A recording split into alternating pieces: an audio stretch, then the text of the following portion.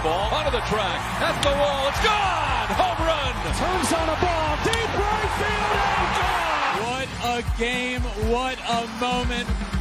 What is up, my friends? Welcome into this Tuesday episode of Flippin Bats, which is This Week in Shohei Ohtani News. I am joined, as always, by Alex Curry. Alex, it was another good week for Shohei, and we're going to talk all about it. It was a big weekend for you.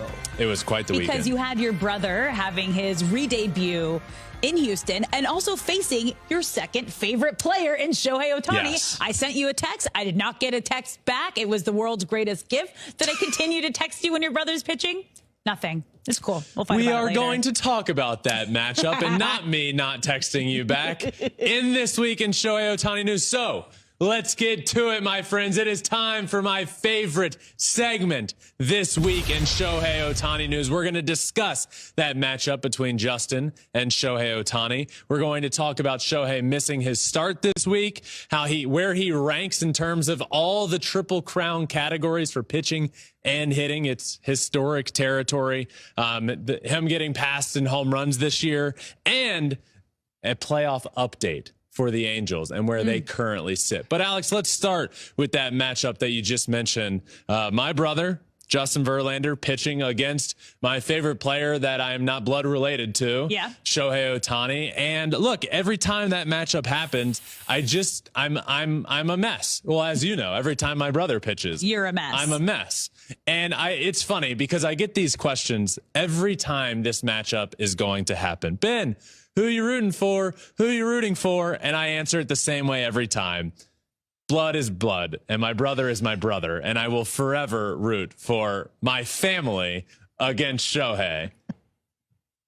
But I always want to see Shohei succeed, but not in that situation. Blood is blood. Blood is blood, man. You root for your family. It's family. He's my brother. Of course I'm rooting for Justin there. I can only imagine how unhinged and unwell you were. I think we have a video of it that we can play right now in the background. If we have a video, please put it up because I would love to see it. So there were, here it is. You can see it now. It's okay. So they've faced each other 3 times. First 2 times, Justin got him out. He struck him out. And then the third time, Shohei ended up getting a hit up the middle, single. Fair. But this video you can see here, I'm just sitting at a bar, beer in hand, helping the nerves, and I'm just unwell at the at-bat. I don't even know how to explain the nerve. I didn't get this nervous watching or playing baseball in front of, 15,000 people. The nerves are just out and about. And this is the at-bat. I believe he ended up, yes, I can tell by my reaction. He ends up striking him out this at-bat. But I was not pleased with the final pitch that ended up striking him out. But, Shohei ended up getting 1 hit off him. Justin, it's kind of like a... And I can tell you were on your phone quite a bit that day because you are plugged in. Plugged in. You are always plugged in. Ben's phone is always dying. It's always dead. It is always on red. Phone, computer. Like everything. Always dead. I don't know how it happens. How? Are you not a good plugger-inner? Quick side tangent here. I think my phone charger, it has lint up in it. So you need a new phone. You need a new phone. No. You need, I need to get it cleaned out. I always seem to be giving you my portable charger when we're out in the wild. Out of the wild? Out in the wild. Out in the wild? Like Where when we're not we? in studio, when we're in the field, out in the wild. I'm responsible, and I have a portable charger that does 4 100% charges. You are responsible. I do, and I charge it just for you. Okay, next up. Yep. Important update on Shohei is that he will not be making his scheduled start on the mound this week. He's planning on making his next start. They're just skipping a start here. From what I heard and what I saw, he requested this arm fatigue, just dealing with a little bit of fatigue. Yeah. Wants to skip this start. Completely fine. But, I can't say I'm surprised, Alex. We've seen it feels like for 2 months now. It feels like we've been dealing with Shohei. Is he going to get through this start? Is he going to get pulled out with a blister or a fingernail issue or arm fatigue or whatever it might be? Is he going to get through? So I can't say I'm shocked. And I can't even say I feel like this is going to be a good thing for him to miss this start. And Phil Nevin came out and said, Shohei asked to skip one start with what he said is arm fatigue. There's no pain or injury, which is important to note. This is not an injury situation, just some arm fatigue. So he's going to miss one start and get right back to where he was in his normal spot, which was it last week or 2 weeks ago? We had this conversation. You said, what would you do if you were a manager? And I was like, sit Shohei Ohtani and make him take a moment of rest. And you're like, I don't think he would. He wouldn't do that. It's not in his DNA. Well, he didn't. Shohei came up to him.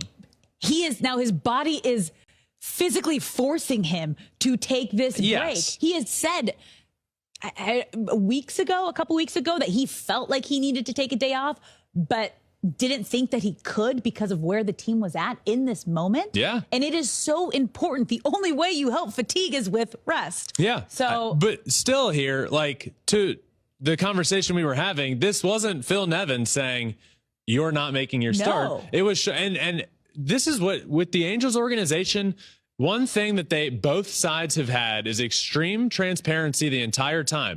And it's become, Shohei, we're going to allow you to do what you want to do. Well, you think is best for your body. Just be honest with us about how you feel. So if I'm the manager, I'm not going up to Shohei saying you're out. I'm trusting him to be honest. And it seems like he was honest here and said, I need a day. And of course, they're like, yes, you do. I don't even know how your body's still in a one piece at this point. Take the day.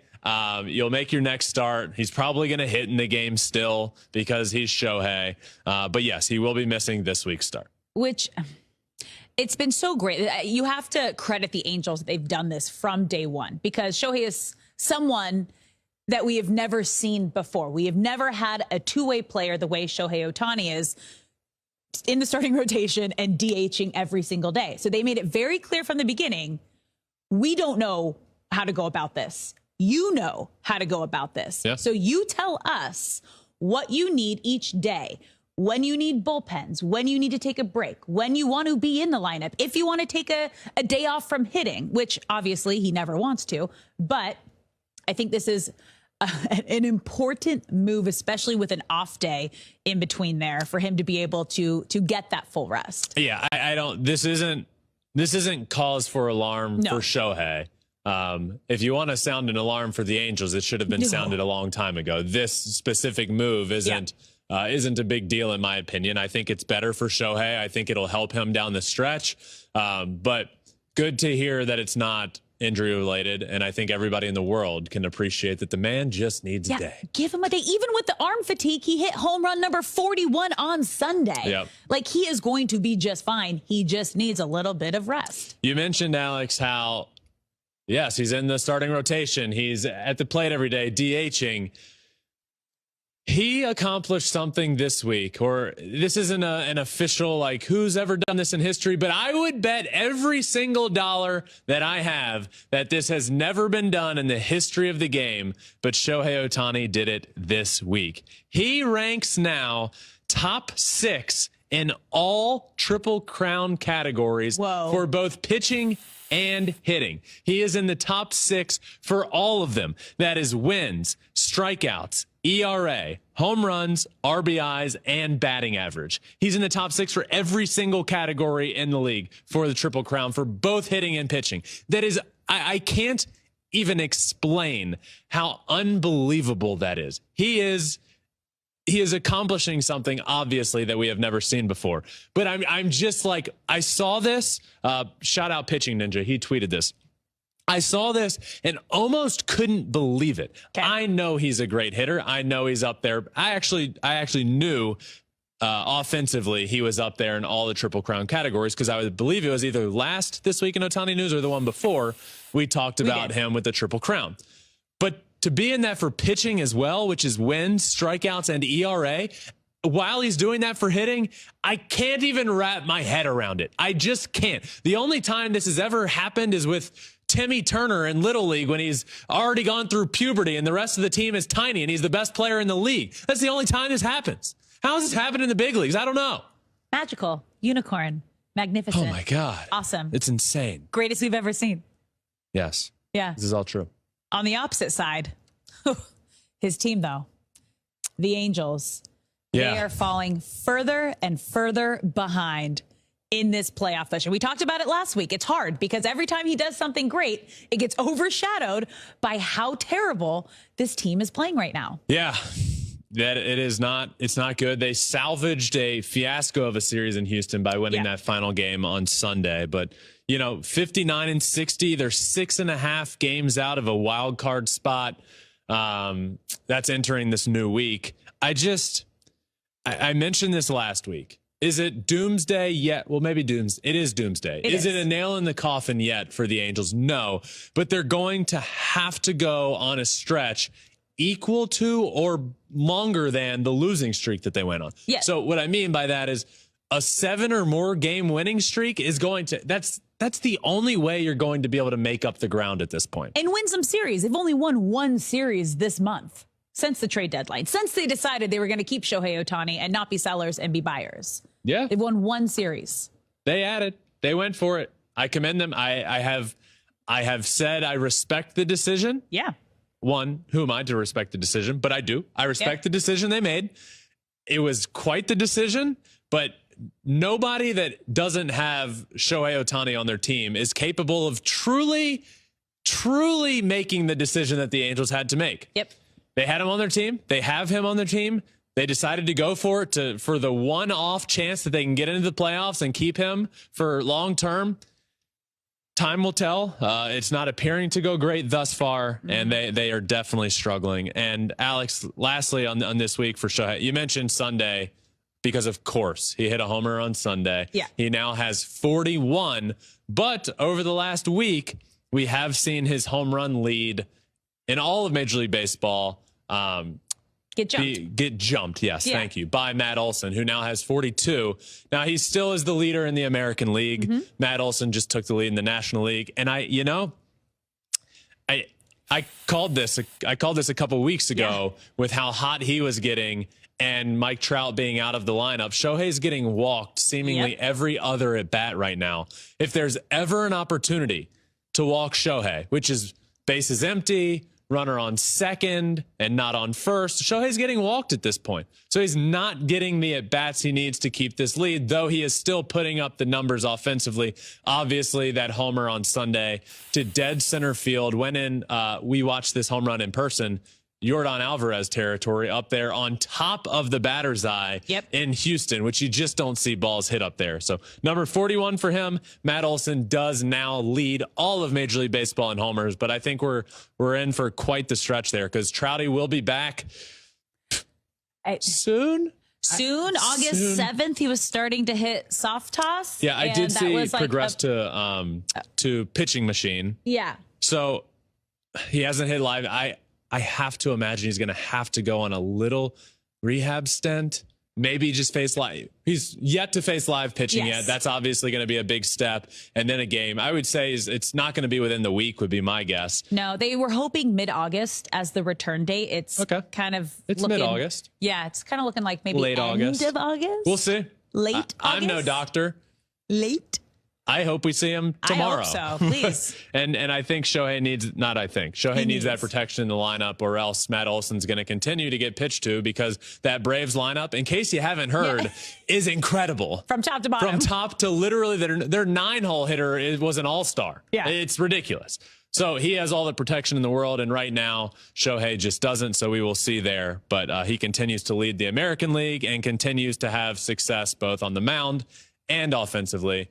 But he will not be making that start on the mound. Just another good week. And that does it for my favorite segment this week in Shohei Ohtani news.